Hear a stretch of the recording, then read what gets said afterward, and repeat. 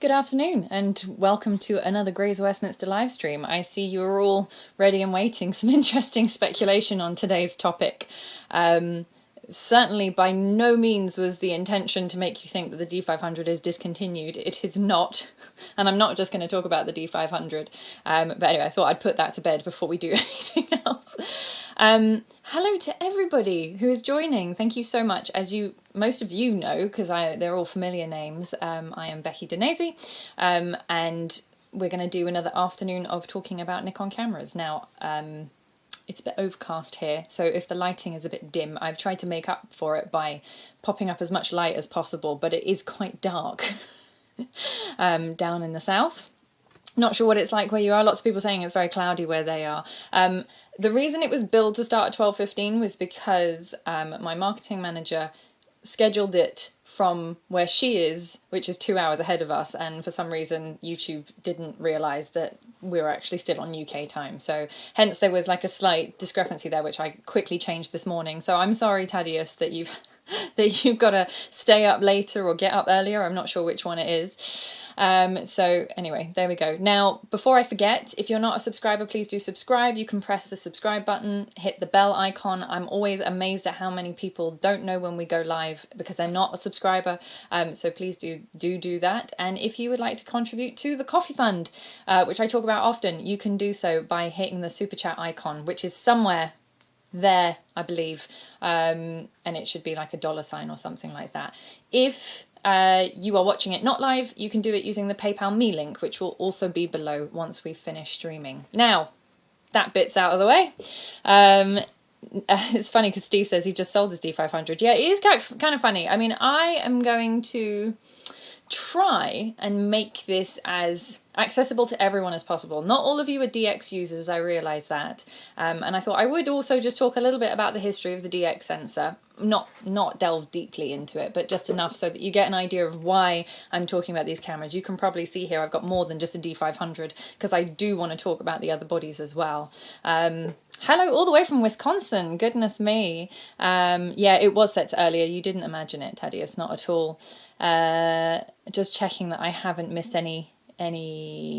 Yeah, a lot of people are saying that DX DSLRs might be no more. I can't disagree with that notion for sure. I would say, obviously, they surprise us always with whatever R&D and the designers decide to come up with. I do often get a kind of like, that's interesting. I wonder where that came from. So I don't know what's going to happen after the D500. But let's start right at the beginning with the D1. Now, the D1 was Nikon's first, well, actually it wasn't their first digital camera, but it was their first kind of talked about digital camera. There was a Nikon a little bit earlier, which was digital, which a few of you will actually know. I've forgotten the name of it now, but it didn't have a very catchy number either. So the D1 was kind of their first. It was a flagship body. We don't have any in our extensive secondhand stock. We don't see them all that often. It was 2.7 megapixels, ooh, and it had an old CCD style sensor. That was replaced by, as you will most likely know, the D2X, which was 12 megapixels, and the D2H, which was 4 megapixels. They did one for sort of high resolution at the time, and then they did one for speed for sports and wildlife. The D2X was replaced by the D2XS. D2H was replaced out by was it replaced by a D2HS? I think there was a small upgrade there. And then after that, we started to see the flagship bodies go to full frame, so the D3 and so on. I actually first learned digital photography properly on a D100. And that is a camera... funny because now when you look at them, they're not that dissimilar to the current DSLRs. The design is very much still there, but so much has changed from those days to these days. So the D100 was quite a basic DSLR. It was 6 megapixels. Then they did the D200, which was my favorite body for a long time. And some of you dyed-in-the-wool stream watchers will know I talked about my D200. I actually preferred it to the D300, and I think that had to do with the sensor being slightly different, and also because it just recorded colors differently. The D300 was 12 megapixels. It was kind of a big stepping stone in terms of progress for Nikon, and people, Andy, that's a great question. I'm going to talk about that exact topic, Z50 or D500, or even, look, let me throw a curveball for you, the 7500, because they're actually, well, I'll tell you why. I'm going to talk about all three in a minute. No spoilers, not yet. Yeah, so the memory cards, what do you mean, Thaddeus? I know that last week, I'm just going to say, last week a lot of people sent me, and very kindly so, the picture of the Nikon XQD card, which I've never seen in the UK before, but apparently is available on Amazon. However, it's only available in 64 gig. I hate to say it, but it kind of looks like a rebranded Sony card. It's exactly the same speeds and everything like that. And we can't buy them from Nikon. They're not in our dealer catalogue. So I wonder about those XQD cards, where they came from. But for those of you that were sending me little emails saying, oh, look, I found them over here, and I was like, oh, I've never seen them before. Thank you very much for that. I will talk about memory cards, if you like, Thaddeus, for these three cameras. Hello to Fatini from sunny Greece. I wish I was there. I'm from Venice, Marco. Oh my goodness. Last time I went to Venice, it poured with rain the whole time, but it was still beautiful. Thank you, Sam. Bottom left. My left or your left? I don't know. I'm going to go that way. That's the super chat icon. Streaming notification only comes 2 to 3 hours before you start, not any earlier. Well, it depends on when I schedule it, to be honest. That's, I think, but that's good to know. Right. Thank you very much, Ian, for your contribution to the Coffee Fund. Ian is always the one that starts the ball rolling on the Coffee Fund, so please feel free to join him and add to that if you like. Right, so D200, D300. Now the D200, sorry, I beg your pardon, the D300S, which was the last kind of pro-level DX body before we got... my thing's working! Great, I just heard it. Amazing. The D300S came out in 2009. The differences between the D300 and the 300S are very, very minimal. They added an SD card slot instead of compact flash. They added movie mode, and I believe there was also the quiet shutter mode. And live view. There we go. Those 4 little changes, but the processor and the sensor were basically the same. So 2009. D300S, and everybody kind of went, well, where's the upgrade? We've been getting regular upgrades every sort of 2, maybe 3 years at the most, and then suddenly nothing. DX users had to wait 7 years before the D500 came out. By that time, I know a lot of you had given up and had decided not to stick with the DX format and had just gone, well, if I need to step up from my D300 or D300S, I probably got to look at full frame. So a lot of people went that way. Those who stuck with the 300 and 300S were rewarded with quite an incredible camera in terms of specs. And I will talk about why the D500 is still relevant and why it's not discontinued, as some people thought. I suppose, yes, the word homage does lend to it a certain discontinuation air. Do I have a spare dealer catalogue? No, it's online. It's an online catalogue now. Nothing fancy. We used to get these actual bound catalogues, but I think things change too frequently to do that. It's not very cost effective to print them. Norm is probably going to make my point for me here. Shoot with several DSLR formats, the DX format excels at high-speed action assignments and produces files sized ideally for magazine publication. FX files are wonderful but too large for email. I quite agree with that. It makes sense to pick the gear that is appropriate for particular assignments. So let's talk about why you would want a D500. So the D300S, just to sort of cap that, was 12 megapixels. That was the sensor that we ended up with in DX format. Then Nikon did kind of a few odd things. They produced smaller bodies like the 5000 series and the 3000 series, and they started throwing in 16 megapixels, and then they went to 24 megapixels, and that's where we ended up with the 7200, the D3000 series, like 500, 400, etc. Those are all 24 megapixels, and the D5000 series, the 5600 and 5500, that's the one.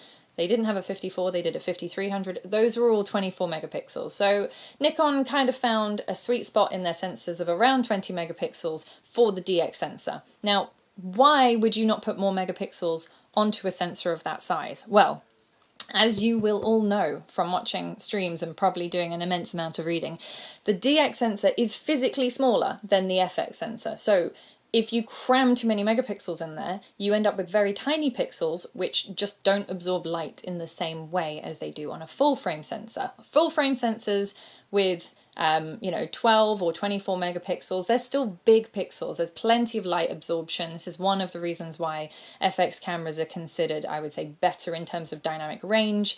They can just pick more up. So 24 megapixels is about all you'd want in a DX sensor. If you got higher than that, then you wouldn't really be able to use it for anything except maybe landscape and fine art photography, where you can do longer exposures to get more light in, where you can keep the ISO range down, that kind of thing. So 20 megapixels is a very good place to be if you want a kind of sweet spot sensor in this range.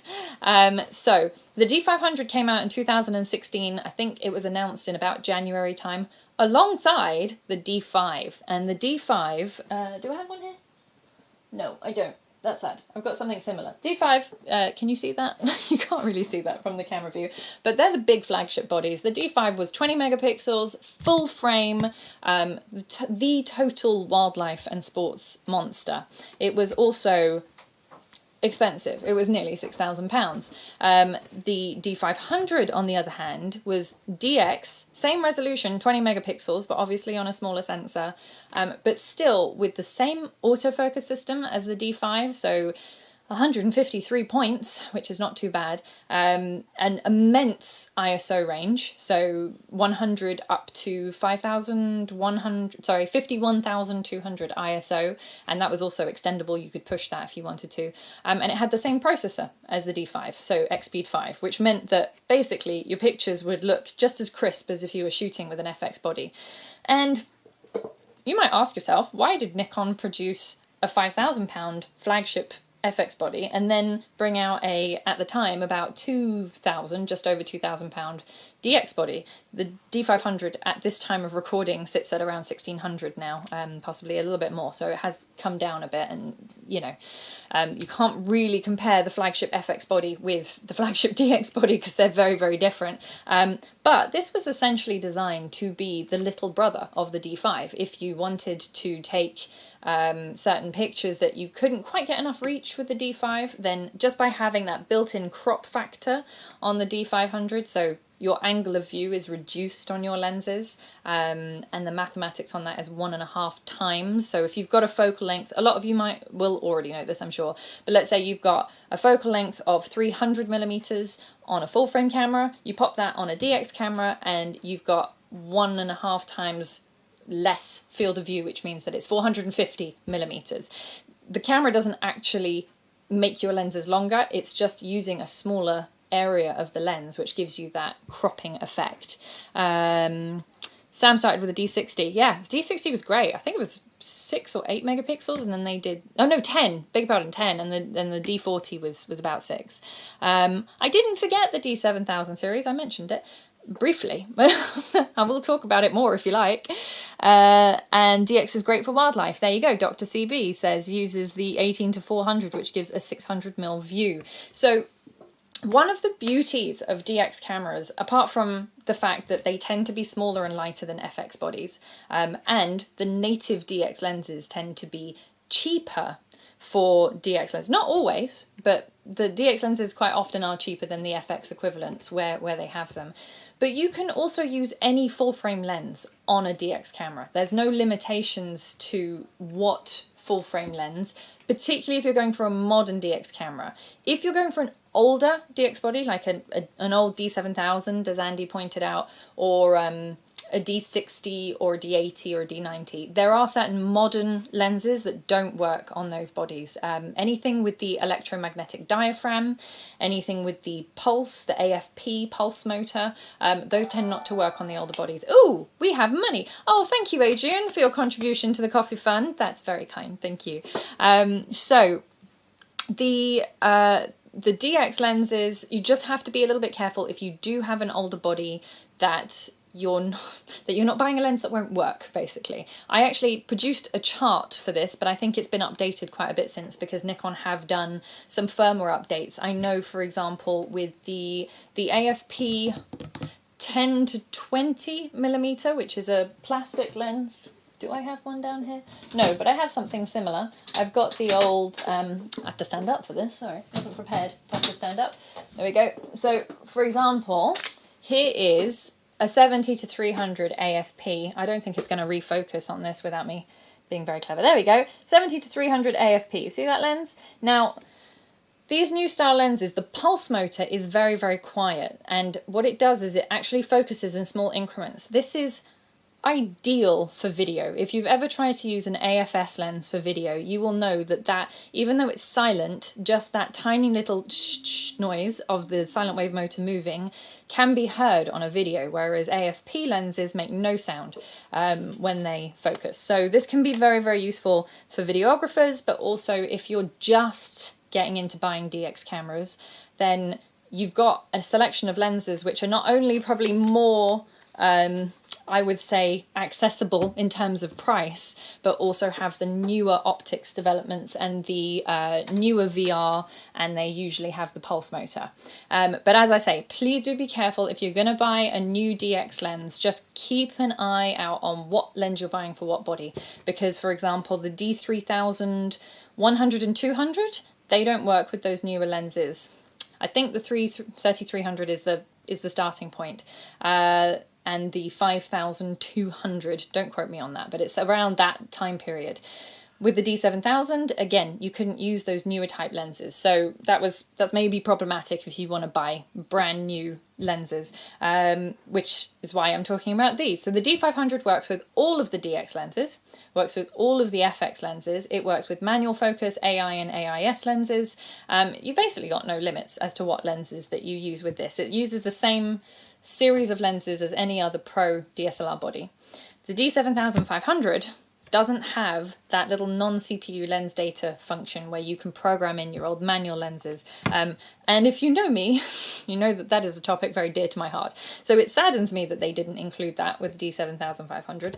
It's not the end of the world. I have used manual lenses with D5000 series cameras, and you're basically just steering blind, but it's digital, so it doesn't matter, because you can just take a picture and look as to whether or not it's correctly exposed as soon as you've taken it, and then adjust as needed. But it's nice to have your correct aperture readout, and to have aperture priority, and to have things like center-weighted metering, and anyway, all of that stuff I like. So in the D500 you've got that, whereas you don't with the 7500.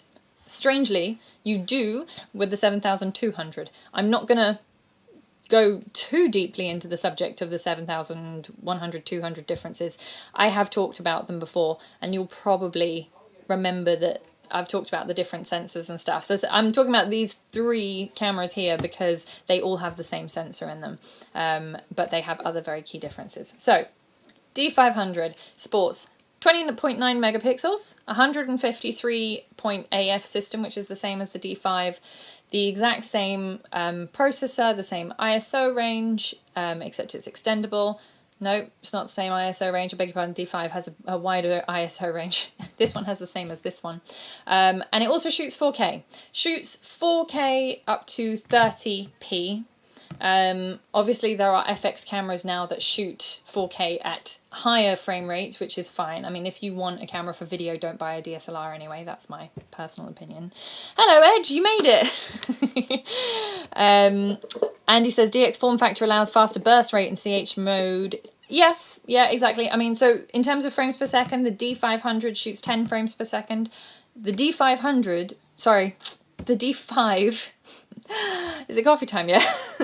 The D5 shoots at up to 14 frames per second, but natively it's 12. So it is actually slightly faster, the D5, but it's also much more expensive. In terms of actual AF system comparison between the D5 and the D500, we did quite a lot of experiments at the time when the camera came out. They both focus down to what they say is -4 EV, which basically means 4 stops underexposed, so to what you would consider normal lighting levels. And they do both perform fantastically. The D5 is understandably faster than the D500, but the D500 is still faster than, for example, a D750 in terms of AF performance, or a D810. So if you do, and it's definitely faster than a D300. So if that's the kind of thing that you're looking for, then the D500 makes a lot of sense.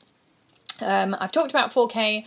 Now, the other thing that's worth mentioning is the fact that it will take the same cards as the D5 and also the D850. Some people look at these as a kind of side by side with the D850. Like, I'll have my D850 as a landscape, fine art, high resolution body, and then they'll have the D500 as the sports and wildlife body. They take the same cards, they take the same battery, most of the accessories minus the battery grip are the same, which is very useful when you're trying to keep things consistent across your shooting. Basically, if you're shooting different genres and you've got two cameras where everything is in the same place, it just makes life much easier. So you've got one XQD card slot and you've got one SD card slot, same as the D850.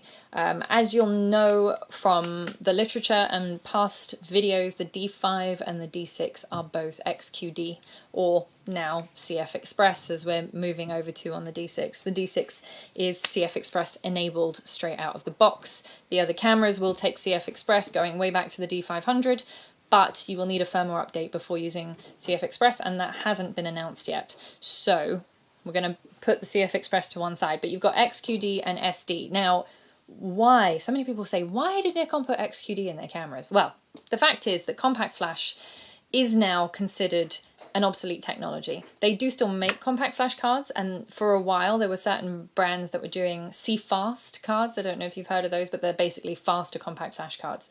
And CF was kind of considered the cards that you would use if you were in a developing economy, let's say. So they were cheaper to make, they weren't as reliable, and you couldn't get the same speeds as you could with XQD.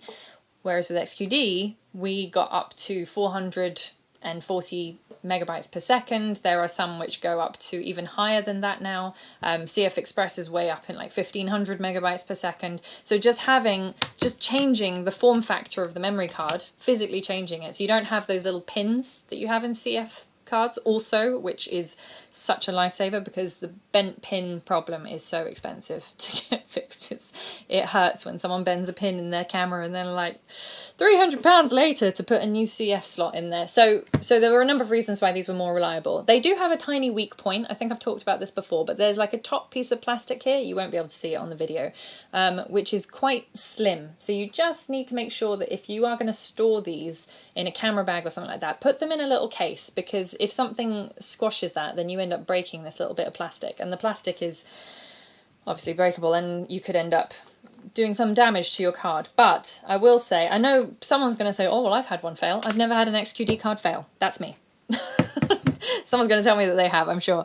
D500 tends to produce higher contrast images than the 7100. It is a sensor characteristic norm, that's quite right. The D7100 sensor was made by Toshiba, not by Sony. And so the sensor is entirely different. Although it's the same megapixel count as the 7200, it produces a completely different color rendition, even between the 7.1 and the 7.200, not only the 7.1 and the D500, so there you go.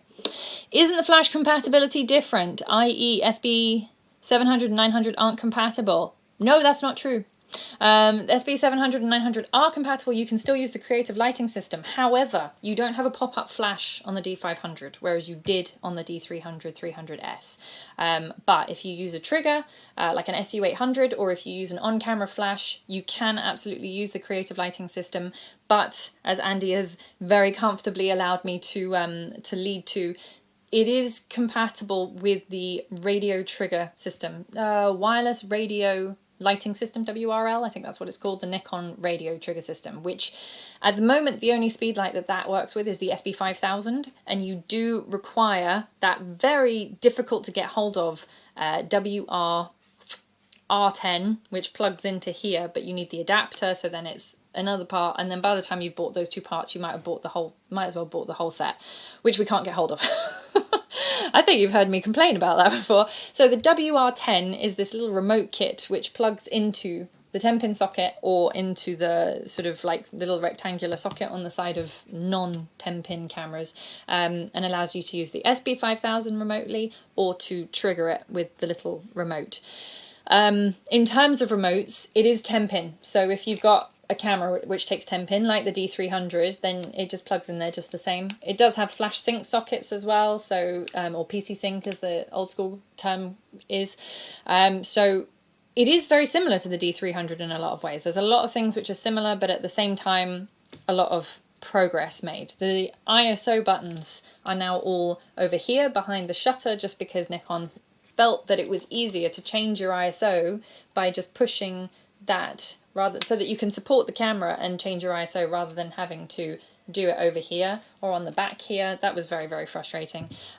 So they've done that. The 7200 sensors, 7200 and 7500 sensors don't produce the subtle nuances of color contrast that the D100 produces. Interesting. Yeah, I mean, as I say, those two are Sony sensors. The 7100 was a Toshiba sensor.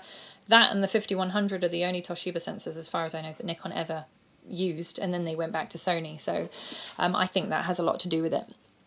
I use the DK17M magnifying eyepiece on the D500. Is this useful for your own photography? Well, Chris, I also use DK17M when I'm using manual lenses. I don't use it on the D850 anymore, but I used to use it a lot on the older bodies, mainly because the D850 has focus peaking through the viewfinder, which is super useful for manual focus lenses. But if you do have a body that doesn't have focus peaking, or you don't want to use live view to focus, or you're not using a Z camera, obviously, then the magnifying eyepiece gives you 1.2 times magnification. Is it sad that I know that? Oh my goodness. But yeah, so it does cut off your field of view slightly. This is a 100% viewfinder, so with a 1.0 magnification. So if you add a little extra bit of a viewfinder, the DK17M is like that deep, so it does cut off the corners a little bit. You can sort of move your face to angle correctly. But I would say it is definitely a useful accessory to have if you do a lot of manual focusing. If you're using autofocus, then it doesn't have any usefulness really. Norm is all about the 7100. It's like, that is the camera for you. I get it.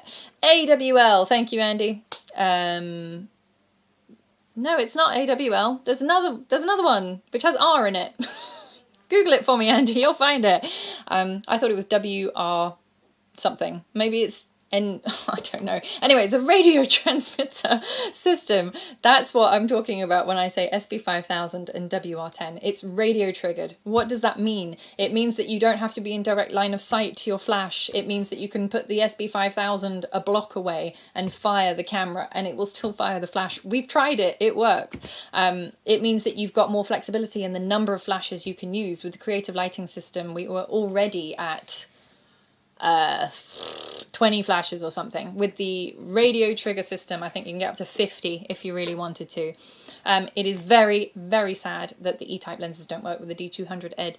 I agree. Although, I think if you put them on, they work, but you just end up shooting wide open all the time. Because I've used an E-type lens on an f6. Yes, why not? And it was just stuck at 2.8. It was the 24-70 2.8E, and it was just stuck at 2.8 the entire time. So that's fine. I don't mind shooting wide open. I quite enjoy it. So how far did I get on the D500 before I got distracted? XQD cards, there we go. And speed lights, we talked a bit about that. Yay. Now, I'm just gonna throw this. This is a 7500. I'm gonna throw it into the mix. I want to tell you why I'm going to talk about this one. So there are a lot of similarities between these two cameras.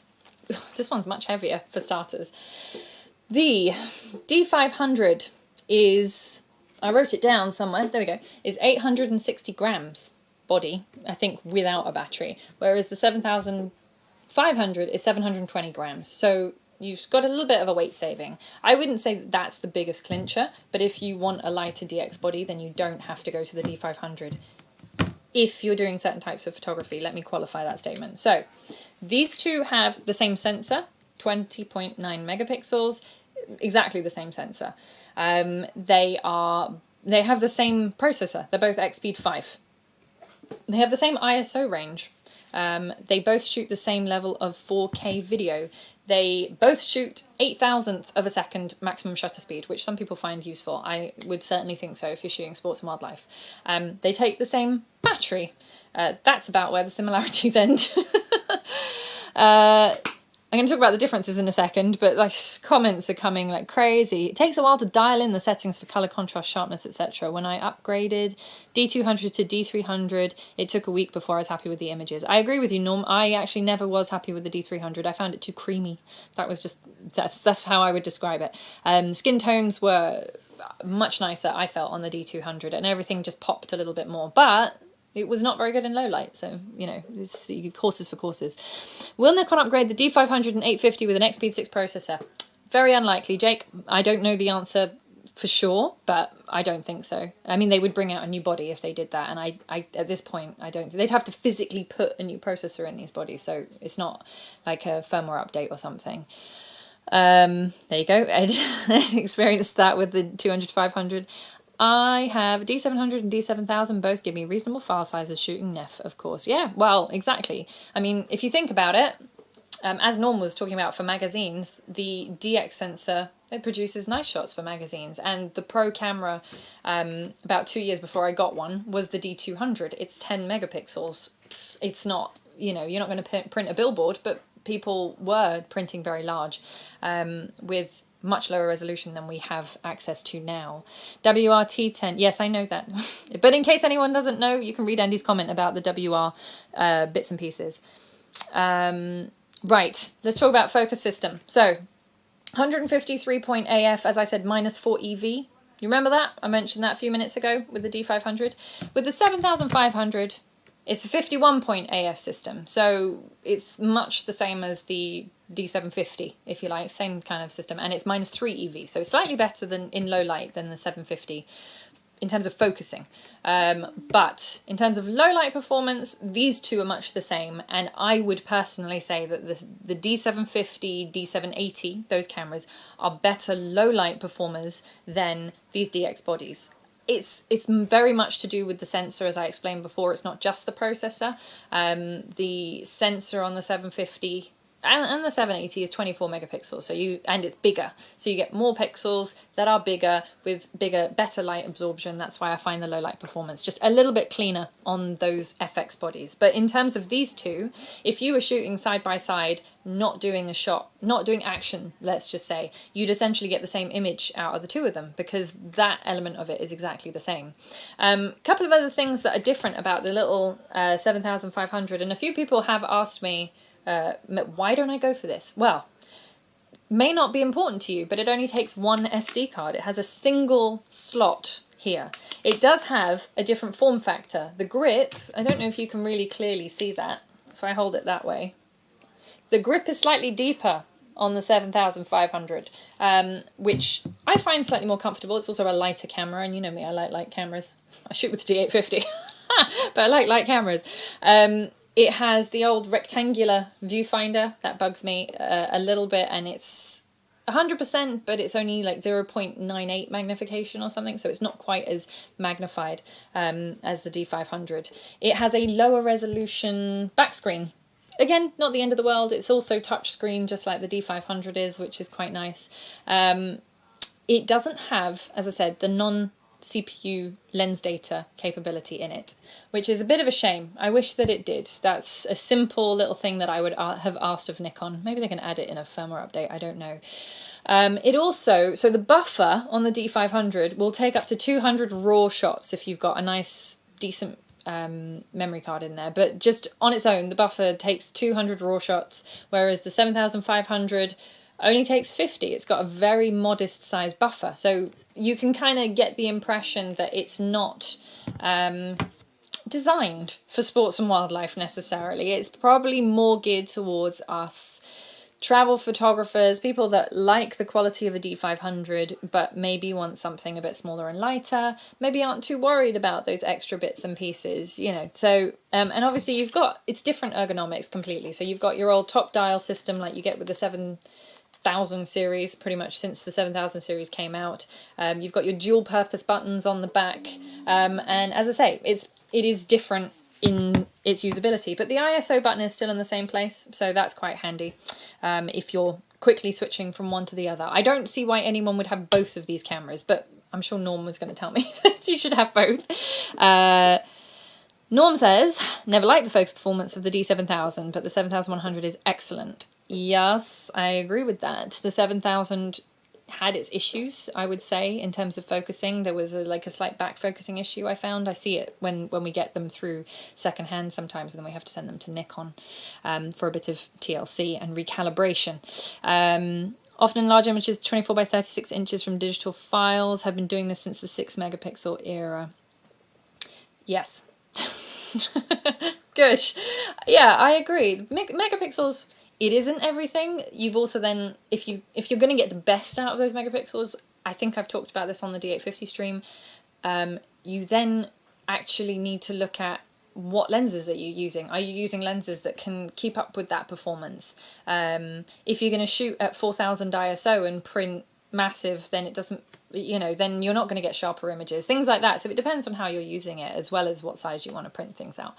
So that's the 7500. Now, just to throw maybe a tiny little curveball, I wanted to talk about the Z50. Why am I talking about the Z50? Well, because as I think I've mentioned, I've actually got a little, we got the Vlogger kit from Nikon, and we are going to start stocking these if anyone wants one. It's quite good for doing videos of yourself while you're, visiting your local coffee shop or whatever you want to do videos of. But it comes with this little bracket, which is very handy.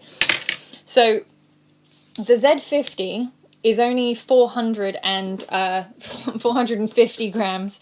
So it is very, very small and light. The lenses for it, obviously, we don't have as many lenses available for the native Z system. We've got 2 DX lenses and we've got another one on the roadmap, but all of the FXZ lenses will fit on this body. And all of your DX lenses and your FX lenses from the F mount will work with the FTZ on this body. So if you're looking for that kind of resolution, that 20.9 megapixel resolution, but you don't want a big camera like this, then the Z50 could potentially be the answer.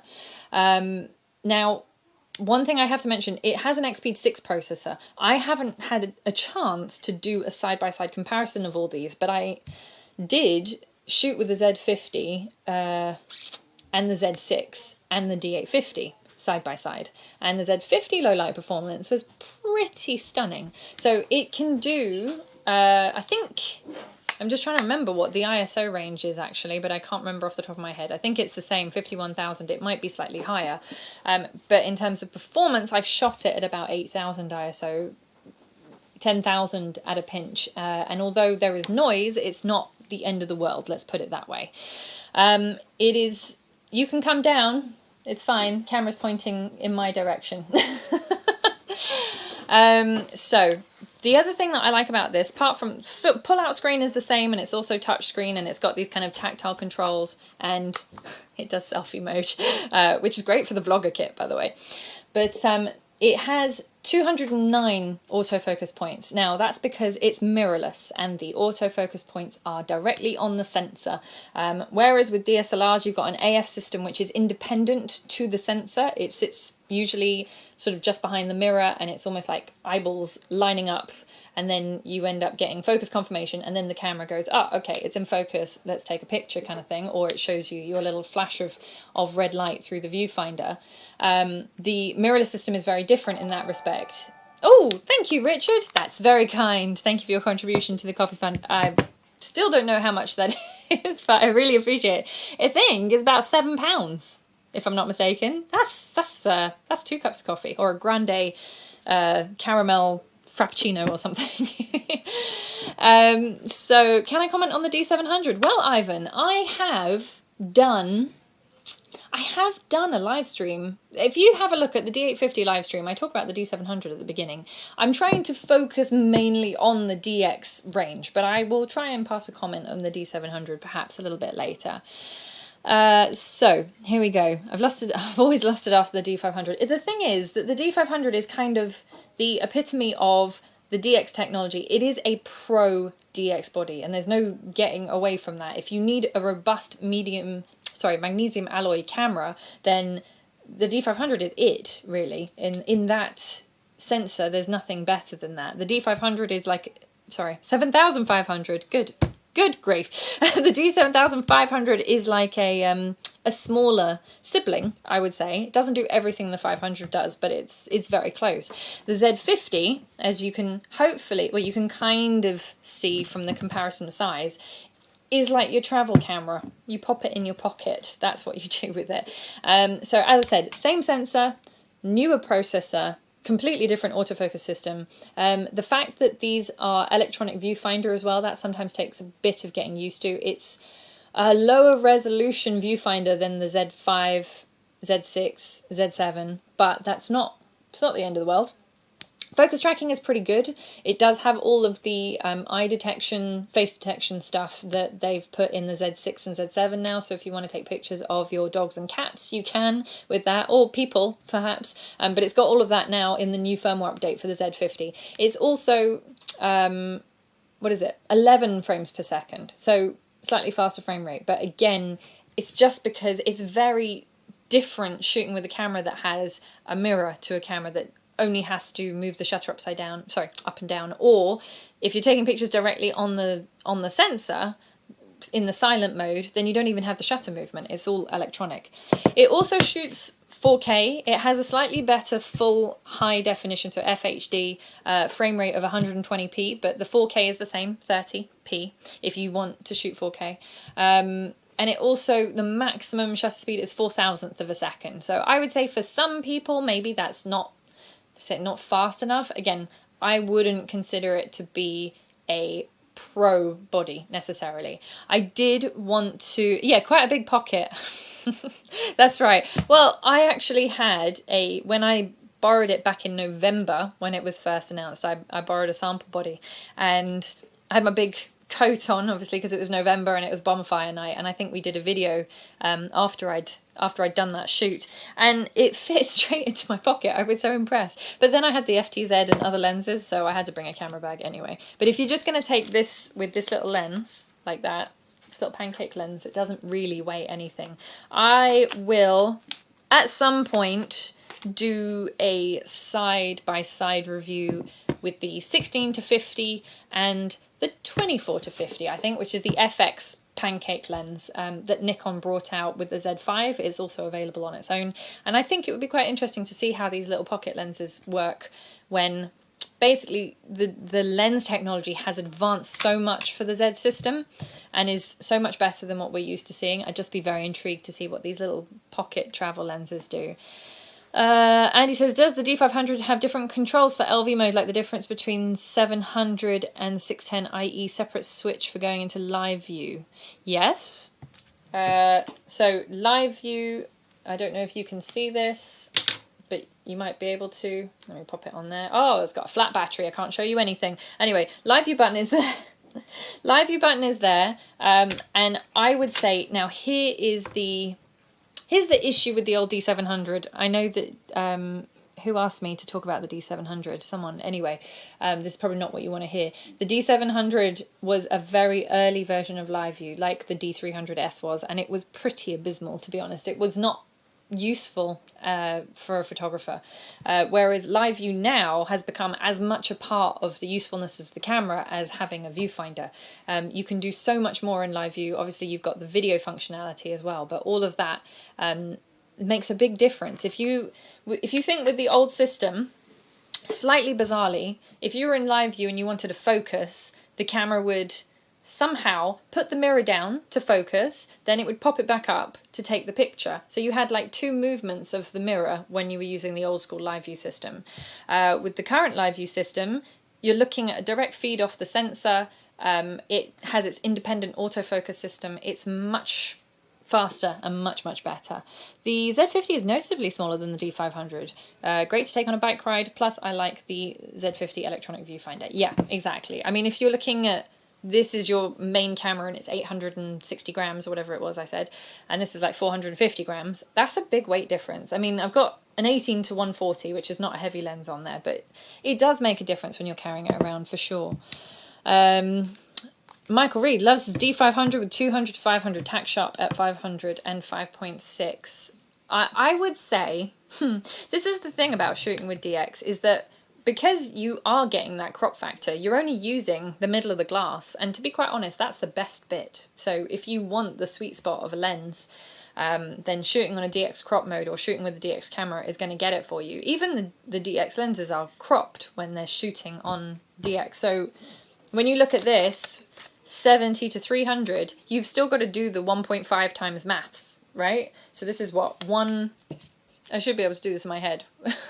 127, no, it's 105 to 450.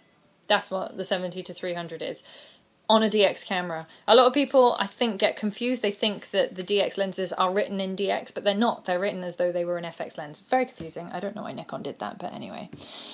Norm says, you have to have at least 2 camera bodies for any serious assignments. I generally carry 2 different bodies to have a choice. Yeah, I agree. I mean, so shooting weddings and events, I tend to use full frame, but I tend to use sort of like a flagship body. Like I had a D4S for quite a long time and the D850. Now I've got the Z6 and the D850. 2 different cameras. They have 2 different characteristics. They do completely different things. So it's quite useful to have a choice. And if you have the luxury of having a choice and you've already got a D500 but you love the image quality, then maybe the Z50 is worth having a look at.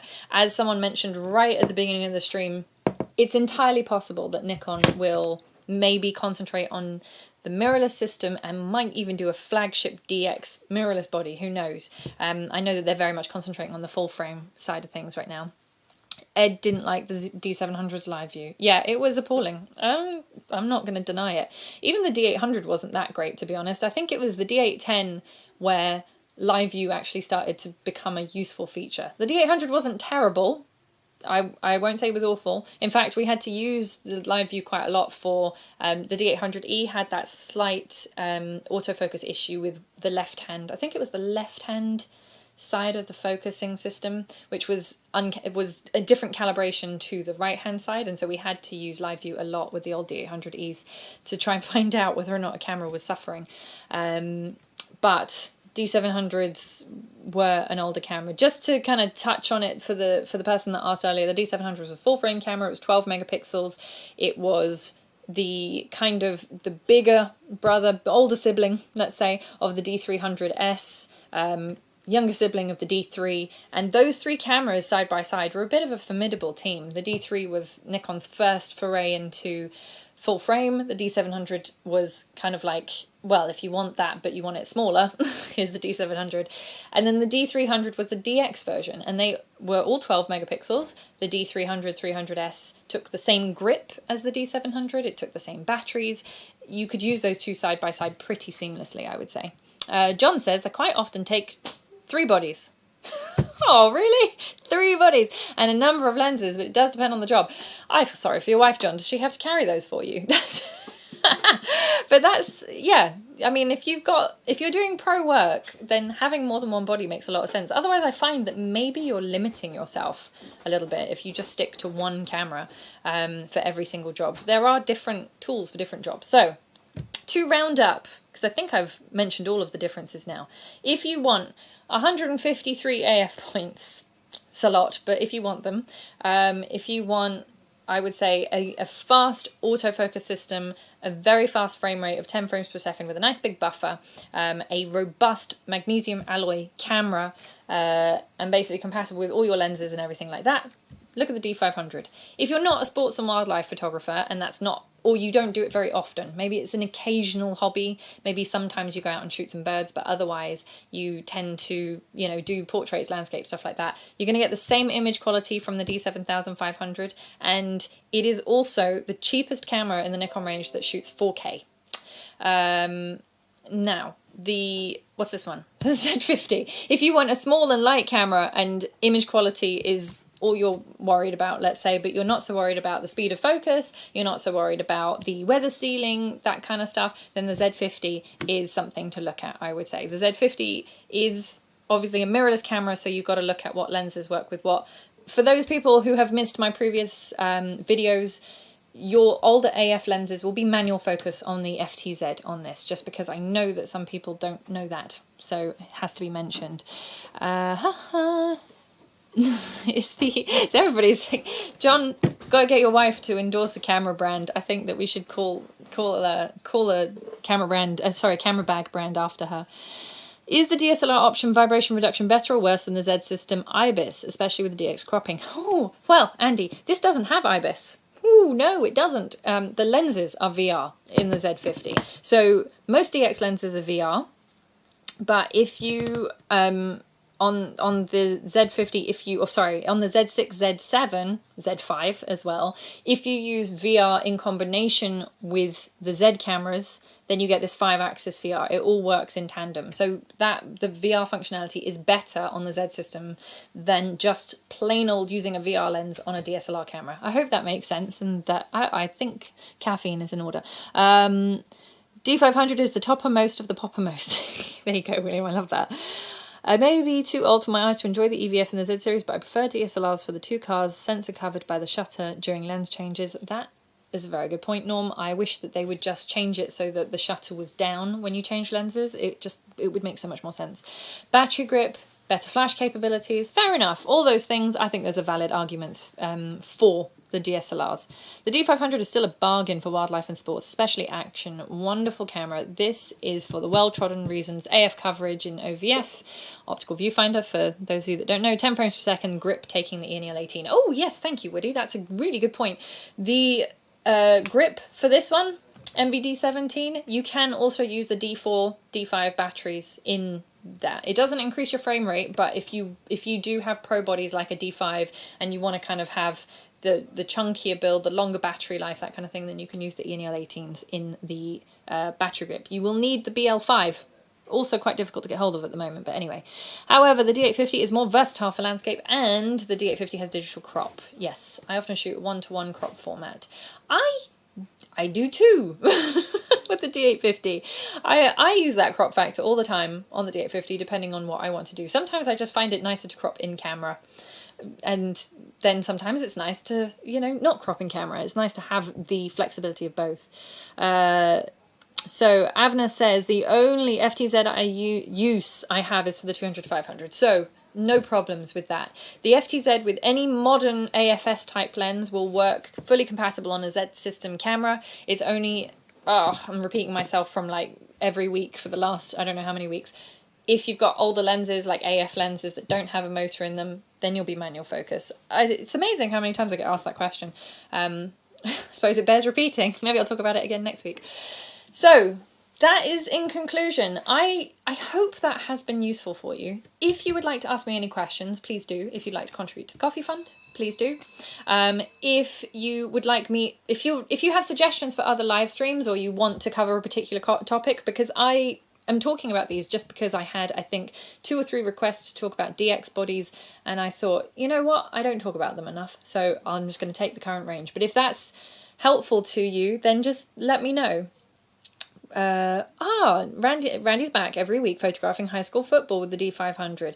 Brilliant. See, now that things are sort of slowly returning to normal, we are also getting sporting events and things like that. I had a wonderful press photographer in yesterday. He shoots, Wednesday, he shoots football games, and they are all closed doors now, but those few photographers that can get in, they need those pro bodies. They need the sports and wildlife capabilities, the 10 frames per second. Obviously not everybody does, but if you do, D500, look at that one. Right, I think that is everything. Just as a quick mention, I didn't bring a copy down. That was very silly. But as part of Becky's Book Nook, we have guides for these cameras now. We already had guides for these cameras, but we have the David Bush books. So if you have a Z50 and you need a guidebook, we now have those in stock. And as Sam says, DX is a great starting point for anyone wanting to take up photography. I would say if you're a brand new photographer, if you've got friends and family who want to start photography, point them in the direction of the D3500 kit. It's probably the best value for money in a little body. There's lots of things it's missing from these bigger cameras, but in terms of just a camera that you can shoot stills and video with, doesn't have an external mic jack, but anyway, then you've got no problem. It's to answer you, Woody, it's 51,200, but if I can, I'd have to change the battery out to tell you the exact range, but it's 51,200 is the upper ISO natively, and then it's got high 123, which probably puts it in the hundreds of thousand range, whereas the Z50, I think it's a bit higher actually. Z50 goes up to, no, 25,600. That's how far it goes. So actually you got more ISO range in the 500 as well. For some reason I didn't write that on my notes. Ken Wheeler reports Nikon having serious physical challenges right now. No, I mean, here's the thing. This is kind of a complete aside, but we all have to bear in mind that everything, including factories for components, for glass, for bodies, for everything, was closed for like 3 to 4 months.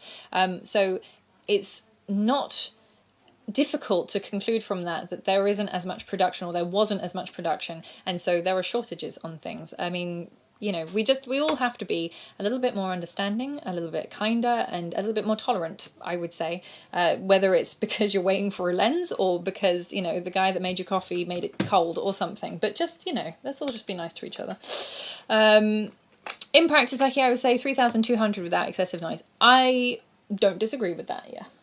I don't disagree with that at all, Woody.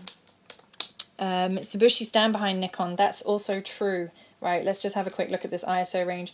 So 5,200, high 3, 7, 1, 2, 3, 4, 5. So it probably gets up to about 250,000 ISO, which is the same as the D5. So anyway, that's a lot of ISO. I don't know why you'd want to use it at that level. Anyway, but maybe you would. Was there any other question? No, I think that was cleaning Z camera sensors, new live stream. Oh, I can't talk about that, John.